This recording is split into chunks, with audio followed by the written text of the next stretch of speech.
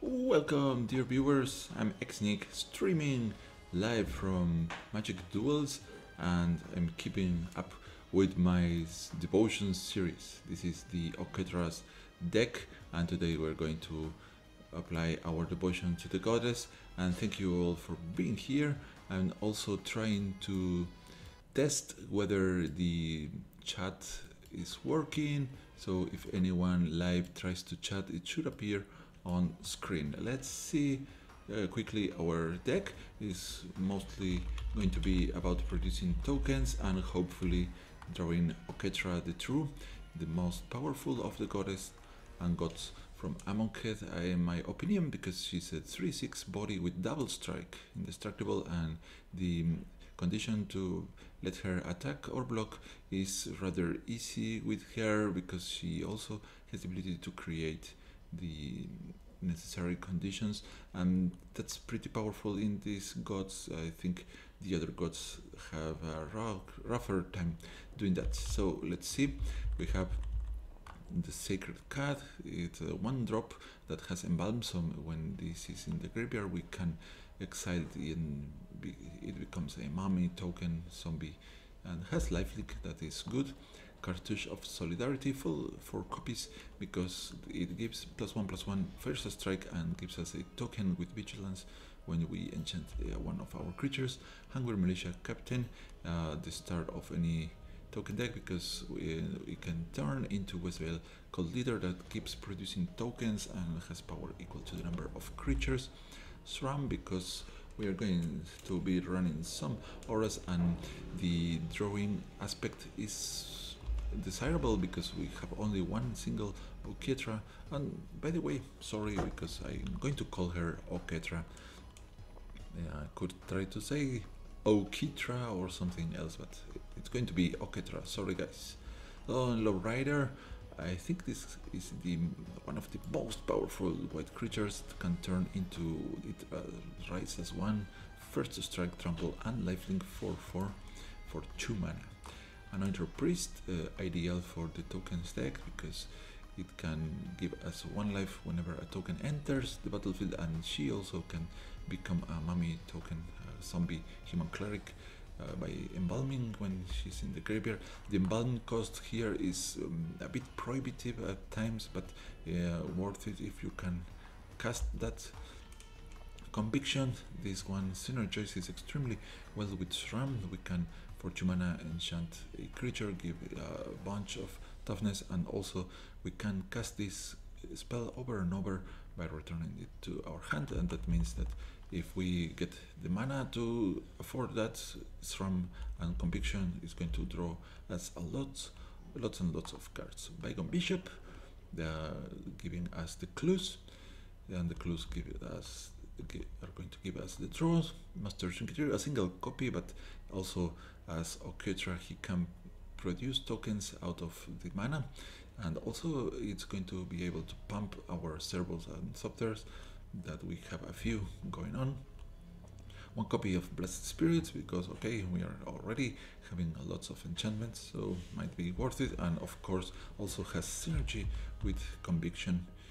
Then Skyhunter Skirmisher, not real synergy with the token aspect of the deck, but is a flying double striker for 1/1. Somewhere here there's a cat, and that's going to have synergy later. Oketra's Monument, so we get a discount when we cast a white creature spell, but also we receive a 1/1 token helping our dear Oketra. Trial of Solidarity, because it's going to be a massive pump spell for all the creatures that we have, +2/+1 and vigilance until end of turn, and if we play a cartouche it returns to our hand, and the spirits are going to be very happy about that. Then Oketra the True, as we saw, we need to have the 3 other creatures for her to be able to attack, and as the other gods, I think the true power of them is going to be released when you combine the base color with other colors to try to maximize the abilities. But white already has many of the tools that the other colors have, so I think Oketra is going to be the most powerful and seeing god from all the sets. Well, she's a goddess, but who cares about god's gender? Okay, Anointed Precision. This card can make explosive turns, duplicating the token production. So whenever you see this card in a deck, expect wonderful things to happen, so be very scared of this. Cast out, one of our removal tools, but also cycling, and we might want to cycle this guy to have a shot at finding our Oketra or other stuff, but also has flash, and we can exile target non-land permanent, so that this works against other enchantments, planeswalkers and creatures, or something else. I don't know if it works against emblems from the planeswalkers. Probably it doesn't, but I'm not too sure about that. Suppression Bonds, another removal tool. So we just disable the target non-land permanent, but since it's an aura, it's going to synergize with other SRAM. Speaking of which, we have SRAM's expertise, giving us 3 1/1 tokens, and also we get to play a card for 3 or less cost from our hand. So effectively, we can regard this card as paying 1 mana to gain 3 tokens most of the time. Then our finishers or big stuff, Angel of Invention, has Flying, Vigilance and Lifelink, and Fabricate 2, meaning that we get to choose if we want 2 1/1 tokens or put 2 1/1 counters on the Angel of Invention. And on top of all of that, she is going to give everybody +1/+1, so very strong if we have a huge board, and at any rate he's going to have lifelink and flying. That is very good. Then Regal Caracal, it's a cat and gives every other cat +1/+1, so our skirmisher is going to be happy about that. And also, when this guy enters the battlefield, it gives us 2 1/1 white cat creature tokens with lifelink. Then also we can produce tokens out of our lands. We have the Westvale Abbey, of course, the best token generator land that can turn into the ornamental. So we have to pay life to get the tokens, but sometimes it's pretty worth it. Foundry of the Consuls, one of the few situations in which we actually want to use the tokens, especially if we have the Anointed Procession. We receive a lot of 1/1 Thopters, and well, Cradle of the Accords too. It's cheaper, and we receive a 2/2 black zombie creature, and Sanson Breach, giving plus a little bonus to some of our creatures. So let's go ahead and try to fight somebody with this. Let me close some door over here.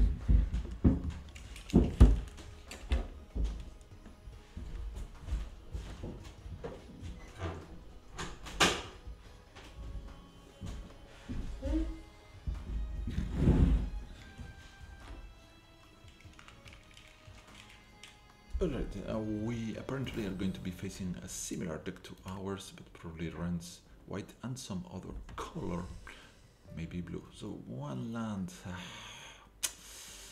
We have 23 lands. Okay, turn 1 cat is good. We then have maybe Bygone Bishop. Let's keep this. Our curb is very low, so despite having 5 mana cards in there, most of our deck is going to be under 3 costs, so we should be able to take some victories even if we get stuck with 3 lands only, or 3 lands alone. Let's see what we draw here.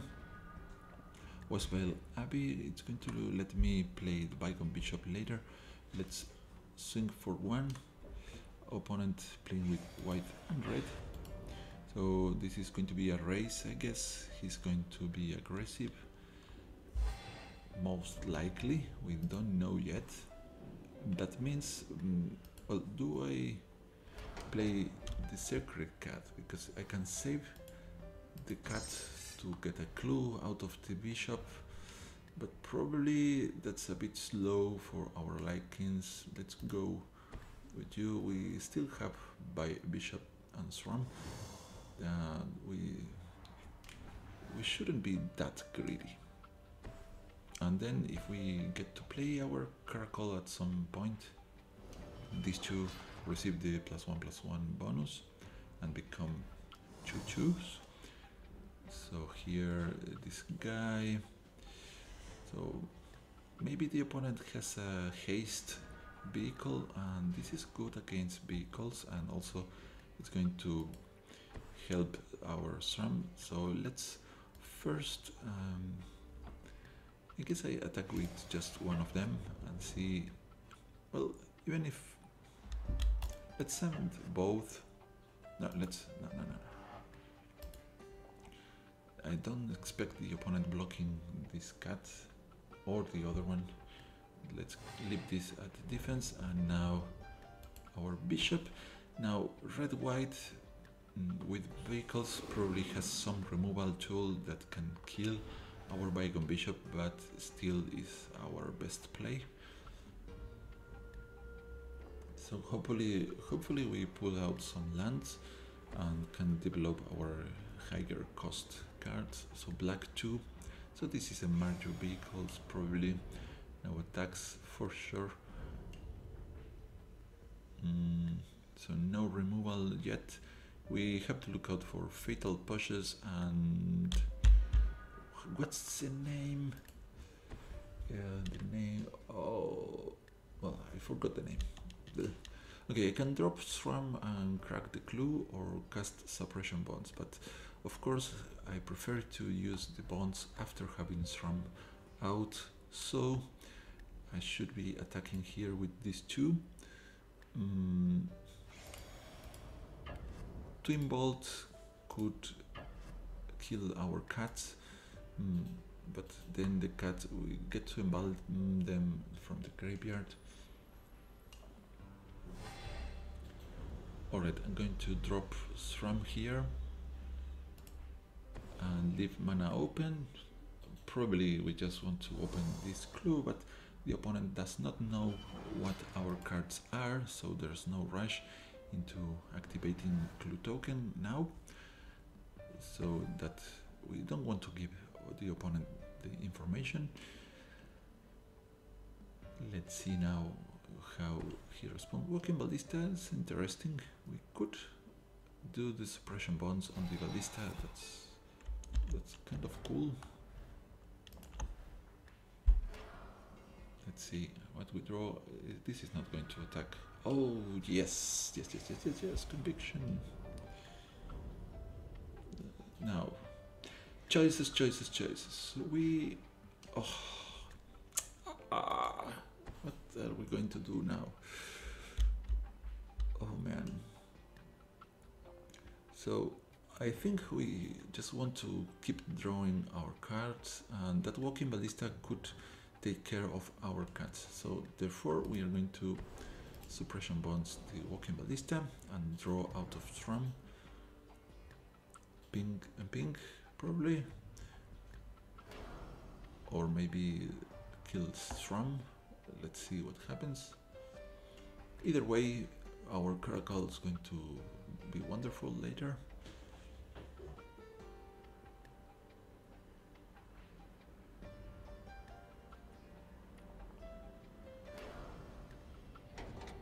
Well, we traded the Walking Ballista, but we get to draw something out of the deal. Not bad, not going to complain about this. Swing, our opponent is going to be, unless he blocks, goes to 12. Maybe he should block now. He has 5 cards in hand and plenty of mana there. What was the name of that card? Combustion. Unlicensed Disintegration. That's the card that I was thinking about. Unlicensed Disintegration. So here comes the vehicle. It has a crew cost of 1 and grows whenever it attacks or blocks. Not only when it attacks. Alright.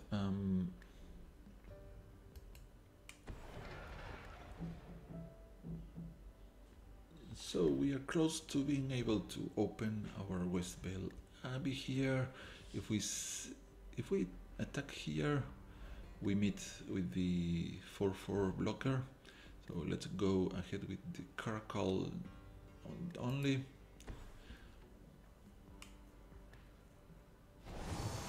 Caracal alone, powering up our cat and cartouche over the bishop.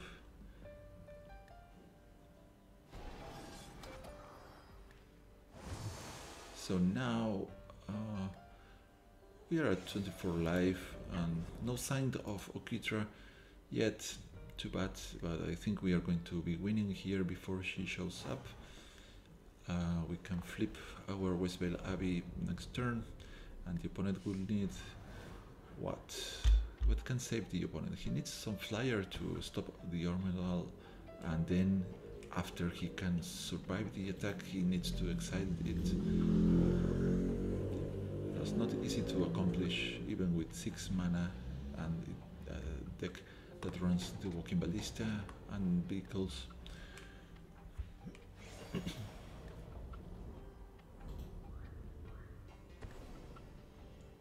So here goes our Bygone Bishop, Bygone, let bygones be bygones. Why is this? Okay, for some, I guess the opponent, I mean the game waits until the opponent finishes the scry to remove the enchantment from the game, but now I don't see the opponent being able to survive this.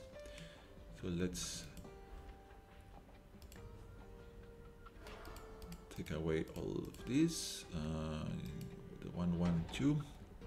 You survive, dear cats. Regal Crackle. Go and swing for the victory. No, you stand back. If I were the opponent, what do I need to save my face? Fatal Push, not enough. Because Ormenal happens to be indestructible. Maybe the opponent didn't know. And we take overwhelming victory, but that's expected in a token deck. And mind you that I think this is not the strongest of the tokens deck. If you combine other colors, you can make so much damage with colors. I suggest you to visit Carefree's channel. He's been playing with tokens deck, trying several combinations, and of course trying to max out the value of the Anointed Procession. He has extraordinary games showing in his channel, so please visit that one. Okay, now what we want to see is our Oketra doing something for us. Just being there would be nice. 4 mana cost, and let's see, waiting for players. Level 6 opponent that has already been replaced by the AI. That's a bit boring. If we concede here, we take a loss. Alright, okay, this is going to be our last game for today. The deck is fun, but we have to move on. We don't want to have a very long video anyways. Who's still here? Right, red, green. We have the moves. Playing Lone Rider before attacking. The transformation is not going to happen anyways. If I play Shramp before and withdraw some aura, it's better. Okay, let's attack then. We attack, then play Shramp. Of course, by playing Shramp, also we expose him to some removal from the red our green colors. Green removal for a 2/2 creature is not going to happen with 2 mana at the most, but red has the tools to do that, but apparently it didn't happen, so okay, it pays off. We have the cartouche, we can drop Lone Rider still, but let's draw before.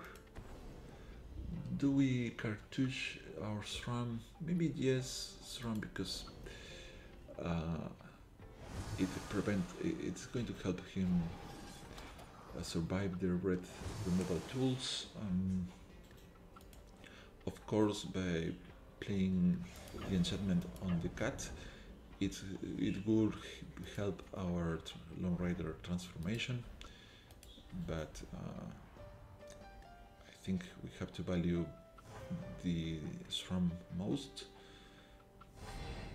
Let's drop this, and if the opponent can play a board clear for 3, we will be in trouble. What was the name? Flame something. Oh, I'm so forgetful lately. And now we can take this game pretty easily, I guess. Can we gain life? Well, Lone Rider, you're not going to be flipping today, but we still gain 2. So, what was that card's name? Shadow Flame. No, Shadow Flame. I'm thinking I'm mixing games here.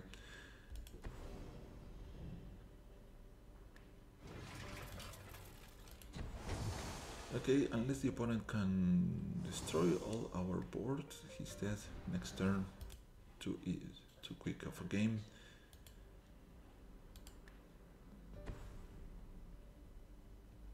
That's not enough to stop our attacks.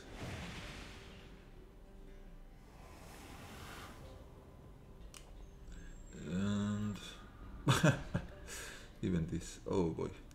I was about to swing, but then we find this that is even worse for the opponent.